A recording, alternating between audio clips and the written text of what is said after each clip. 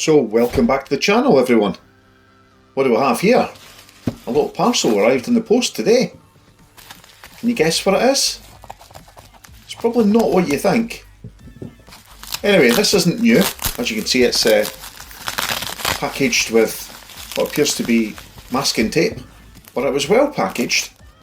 Came in a really rather large box with quite a lot of insulation padded around it and wrapped up in a thick layer of bubble wrap, which I'm absolutely struggling to open here. Any minute now I'm going to put my hand on that candle and burn myself, aren't I? Right, let's get inside this packaging. Starting to get a little bit excited now. So it's not as exciting as you might imagine. It is a Anbernic Win 600. What do you know? Why did I buy this? That's probably the first thing that's popped into your mind, isn't it? You know I've got a Steam Deck, and you know I've got a OneXPlayer 4000U, so why would I buy something so low powered? Well, why not? Now, this is not a sponsored video, as you can see. This is clearly second hand. I've purchased this with my own money. Now, I got what I thought was a pretty good deal. I basically paid half price for what it would cost over a brand new one. And if you were to look on eBay today, you would see a few Win 600s in auctions going for quite a bit more than half price. So anyway, in the box, I know it didn't have a power supply. It came a USB cable, as you see. And here's the Win 600. So it's the space grey one.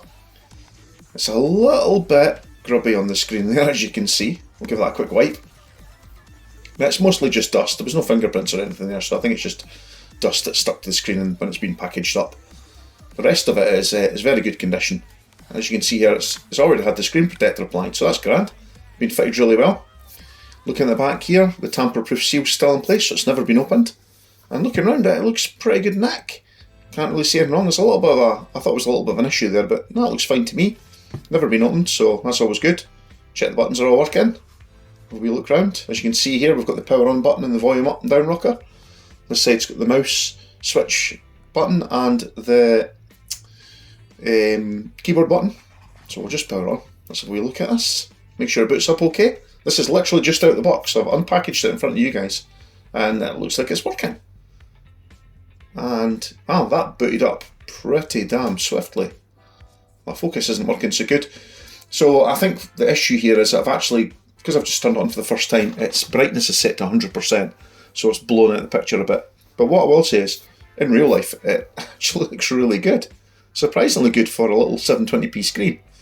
So we'll go in here, we'll have a look. You can't really see what I'm looking at, unfortunately, because it's a bit blown out, but I'm just checking the spec. And as we'll see, it is actually a 3050E Athlon, and there is 8 gig of RAM installed. Now I'm recording this little voiceover after I've recorded the footage, so I can tell you now that the memory is set to 2400 megahertz in the BIOS, so it's clocked down.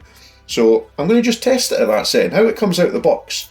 So I've rebuilt Windows, because you can never trust a device when it gets shipped to you. You always wipe it and refresh it, so I've done that. And if you could see this, you would see that it's got 8 gig of RAM, 2 gig is currently allocated to the GPU, and I'll have another wee look around it.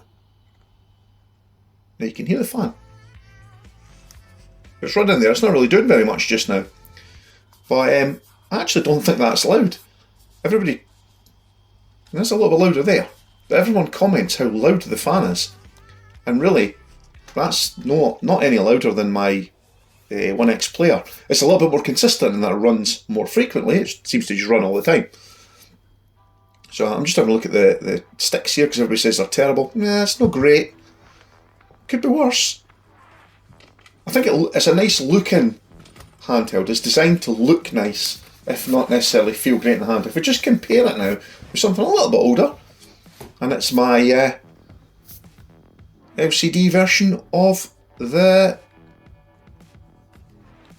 PS Vita, which is also looking a bit dusty. But I always found the Vita, I loved my Vita, and it sat in the hand quite well. But when you have to use analog sticks, I found I was bending my thumbs down the way to use it. As you can see here, you have to bend the thumbs down a bit. Now, but you got used to it.